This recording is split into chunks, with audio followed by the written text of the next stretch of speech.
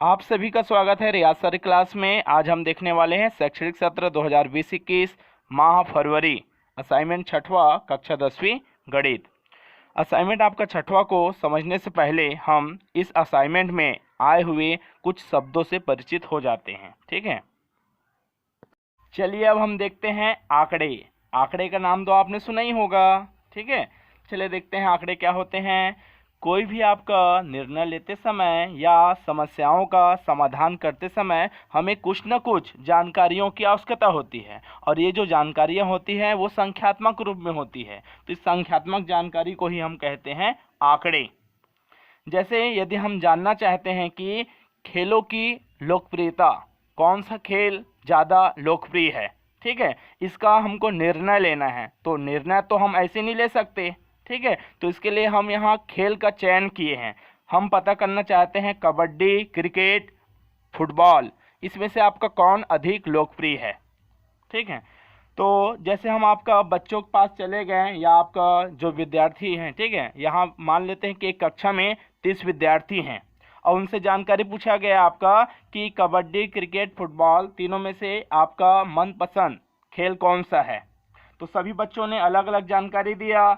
10 बच्चों ने जानकारी दिया कि मुझे कबड्डी पसंद है, और 15 बच्चों ने कहा कि मुझे क्रिकेट पसंद है, और 5 बच्चों ने कहा कि मुझे फुटबॉल पसंद है। तो इस तरह कबड्डी आपका पसंद करने वाले कितने लोग हो गए? 10। तो ये कहलाएगा कबड्डी की बारंबारता, अर्थात कबड्डी पसंद करने वाले कितने लोग हो गए? 10 लोग। तो इस बार ये जितना भी दिया गया ये सब बारंबारता है। और कबड्डी, क्रिकेट, फुटबॉल, यहाँ जो आपका हम लिए हैं खेल, ये क्या है? विचाराधीन है। इसी पर हम क्या कर रहे हैं? विचार कर रहे हैं, और आंकड़े प्राप्त, मतलब जो आंकड़े मिले हैं ना, उसी पर हम आपको इसकी बारंबारता कितने लोग पसंद कर रहे हैं हम देख रहे हैं। ठीक है, तो ये तो हो गया। अब जैसे आपको यहाँ डिब्बे बनाकर दे दिया जाए, पहले खेल का नाम, दूसरा विद्यार्थियों की संख्या, कबड्डी, क्रिकेट और एक फुटबॉल। तो यहाँ जो आपका विचाराधीन जो आंकड़े हैं ना, उसको हम दर्शाते हैं एक्स से, और जो बारंबारता है उसको दर्शाते हैं एफ से। बारंबारता कितने बार आपको उनको पसंद करने वाले, बारंबारता एफ से। तो कबड्डी वाले पसंद करने वाले कितने लोग हैं? 10, क्रिकेट 15 और फुटबॉल 5। ठीक है, तो इस तरह आपको याद रखिए, जब भी आपका जैसे डिब्बा सारणी के रूप में दिया रहेगा ना, तो फर्स्ट ऊपर वाला रहेगा एक्स, उस एक्स को हम क्या कहेंगे? विचाराधीन आंकड़े। और एफ नीचे वाला रहेगा बारंबारता। एफ क्या रहेगा नीचे वाला? बारंबारता। फिर देखते हैं आपका दूसरा प्रेक्षण। प्रेक्षण क्या होते हैं?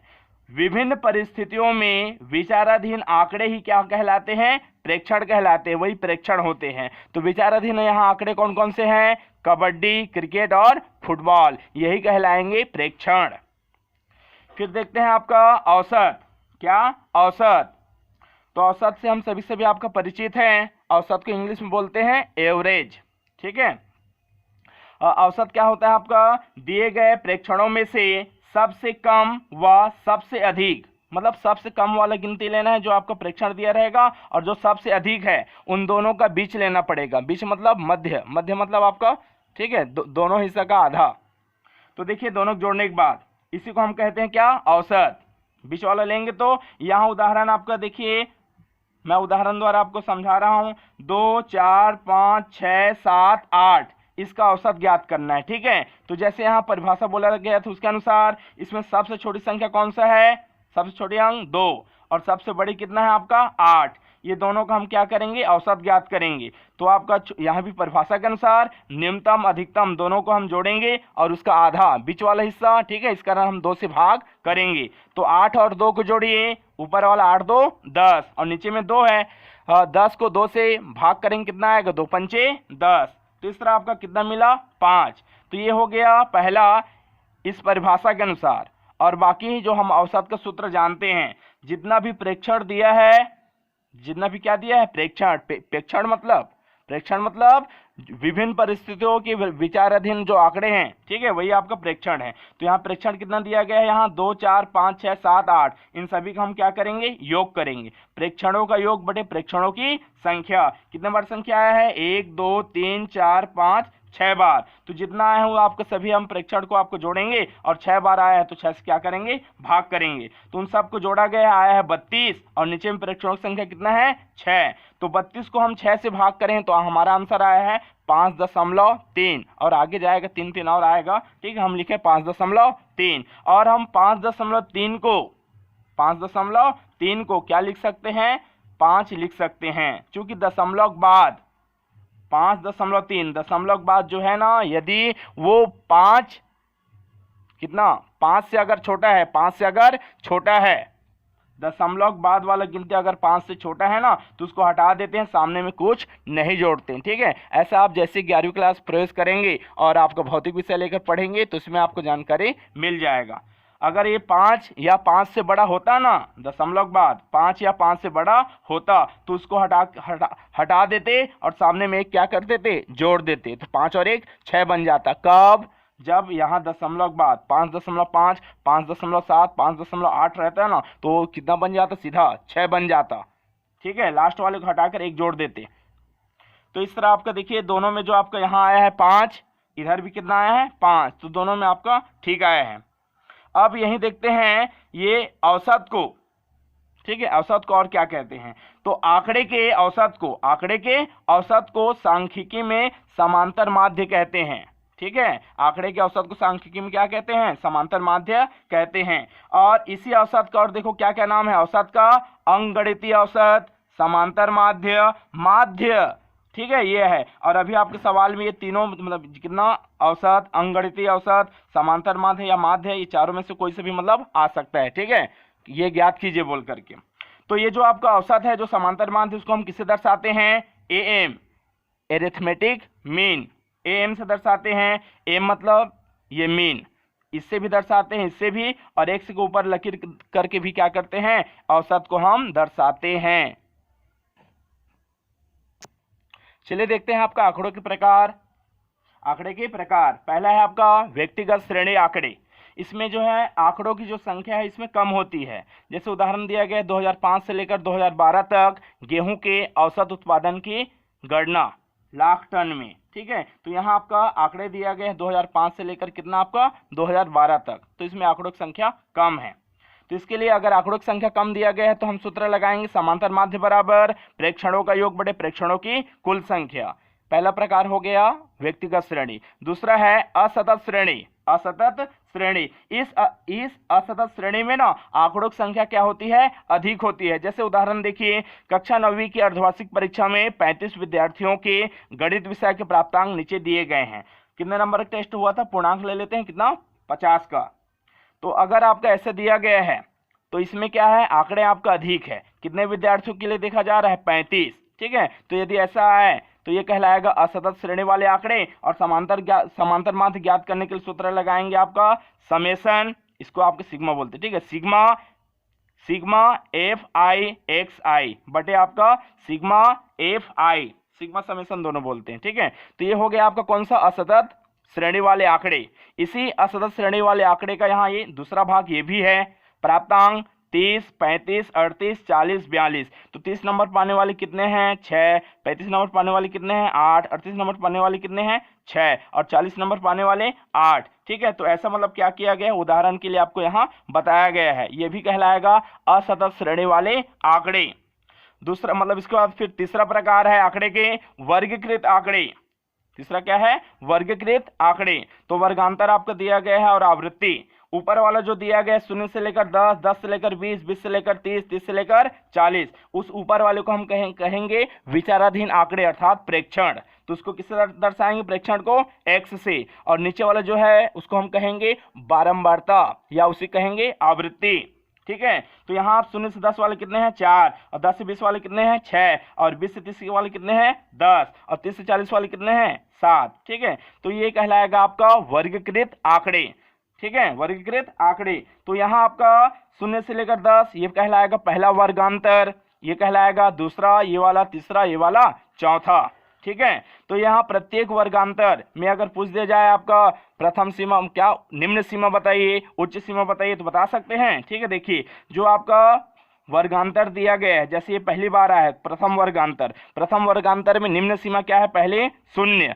और उच्च सीमा कितना है 10। वैसे बताइए आपका तीसरे वर्गांतर में, ये प्रथम वर्गांतर हो गया, ये आपका द्वितीय और ये तृतीय, ठीक है। तो तीसरे वर्गांतर में कितना है आपका, निम्न सीमा 20 और उच्च सीमा कितना है 30, ठीक है। तो इस समांतर माध्य ज्ञात करने के लिए वर्गीकृत आंकड़े के लिए हम समांतर माध्य सूत्र करेंगे सिग्मा एफ आई एक्स आई बटे कितना आपका सिग्मा एफ आई, ठीक है। समय बहुत ही भले ही लगा होगा, लेकिन आपको ये जानकारी आपके लिए बताना बहुत ही जरूरी था, ठीक है। उसके बाद हम आपका अभिप्रवेश करेंगे किसमें, असाइनमेंट। फर्स्ट क्वेश्चन, प्रश्न पहला है निम्नलिखित आंकड़ों का माध्य ज्ञात कीजिए।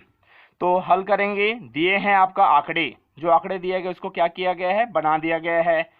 उसके बाद आपका ज्ञात करना है, सवाल में बोला गया है माध्य ज्ञात कीजिए, तो लिख लेना है ज्ञात करना है माध्य। तो ये माध्य का सूत्र अभी हम देख चुके हैं, सब परिभाषाएं वगैरह, ठीक है। तो माध्य का सूत्र क्या होता है आपका, सिग्मा एफ आई एक्स आई, इसी को समेशन भी बोलते हैं, बटे कितना आपका सिग्मा एफ आई, ये आपका समांतर माध्य का सूत्र है, माध्य, ठीक है।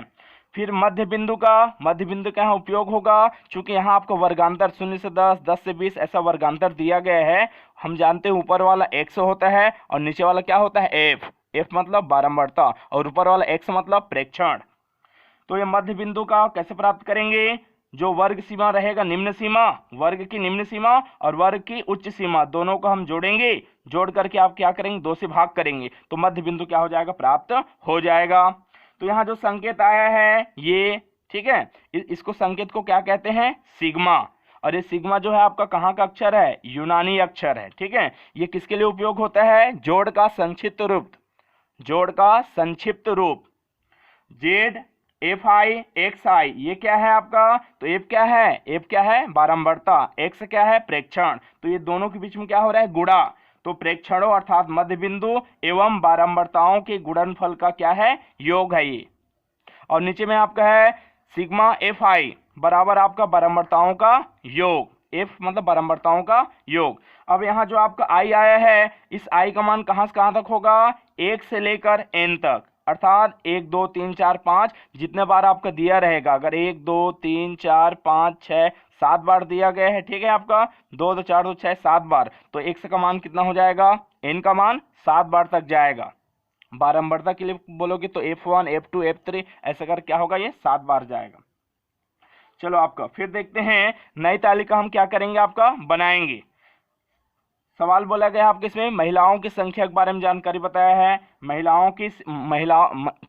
शिक्षकों की संख्या प्रतिशत में दिया है, राज्यों की संख्या, ठीक है। तो यहाँ आपका जो महिला शिक्षकों की जो संख्या दिया गया है उसको लिख दिया गया है ना, राज्यों की संख्या को भी एक तरफ लिख दिया गया है। पहले दिया गया था 36, लेकिन अब हम क्या किए हैं, उस सारणी को ऊर्ध्वाधर बना है, खड़ा खड़ा, ठीक है। अब मध्य बिंदु, कौन से बिंदु, मध्य बिंदु, तो मध्य बिंदु का सूत्र क्या आपका देखे थे, जो वर्ग है ना, ये वर्गांतर, ठीक है, ये दोनों का क्या करना है, वर्ग का आपका निम्न सीमा, वर्ग की निम्न सीमा कितना है, शुरुआत में 0 और उच्च सीमा कितना है 10, दोनों को जोड़ेंगे और 2 से भाग करेंगे, 10 और 0 जोड़ो 10 ही रहेगा, 2 का भाग, 2 पंचे 10। तो इस तरह मध्य बिंदु कितना प्राप्त हुआ, 5, कितना प्राप्त हुआ मध्य बिंदु 5। वैसे इसका करेंगे, 10 और 20 को जोड़ेंगे, निम्न सीमा 10 उच्च सीमा 20, दोनों जोड़ेंगे 20 10 30, 30 का आपका 2 से भाग करेंगे कितना आ जाएगा 15, ठीक है।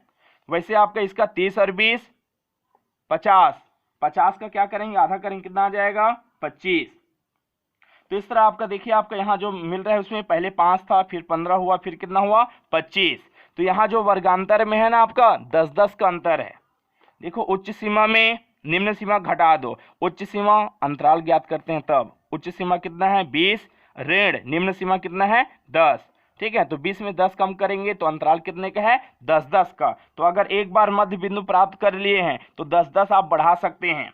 25 में 10 बढ़ाइए 35, 35 में 10 बढ़ाएंगे 45, 45 में और 10 बढ़ाएंगे 55, 55 में और 10 बढ़ाएंगे कितना आ जाएगा 65। तो इस तरह आपका हमें मध्य बिंदु प्राप्त हो गया। अब इस स्टेप में जो बारंबारता है पहले F1, तो पहले के लिए F1 बारंबारता 9, F2 के लिए 11, F3 के लिए 15। तो इस तरह आपके नीचे में क्रमांक 1 2 3 जाएगा। ठीक है, अब यहाँ बोला गया है दोनों f और x दोनों का गुणनफल करना है। तो 9 गुणा कितना करेंगे 5, 9 पंचे 45। ऐसे क्या करेंगे, जितना भी संख्या दिया गया है 11 गुणित 15 करेंगे, 15 गुणित 25 करेंगे। ठीक है, अब गुणा करने के बाद यहाँ लिखेंगे, गुणा हो जाएगा, फिर इसको सभी को जोड़ेंगे।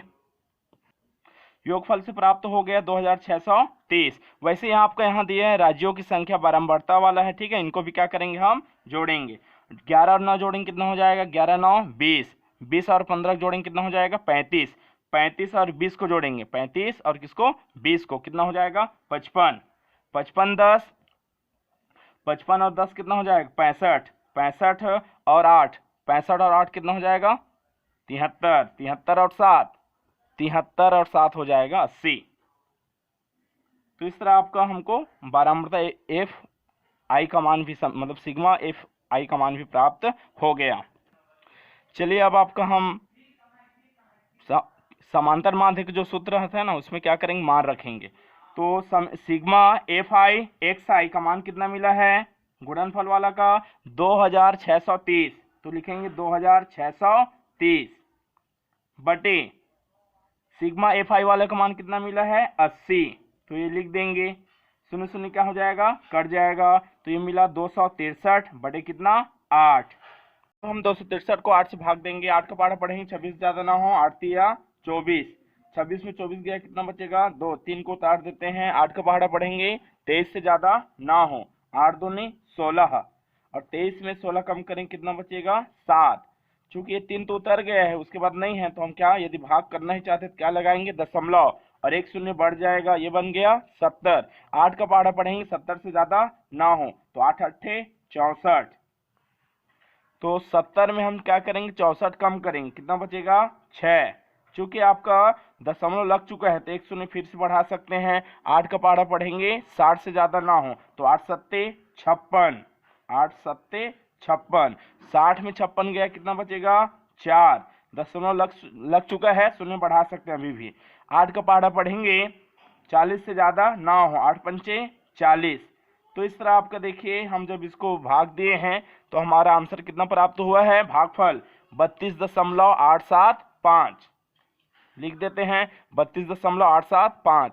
यही है आपका दिए गए आपका प्रश्न के लिए समांतर माध्य।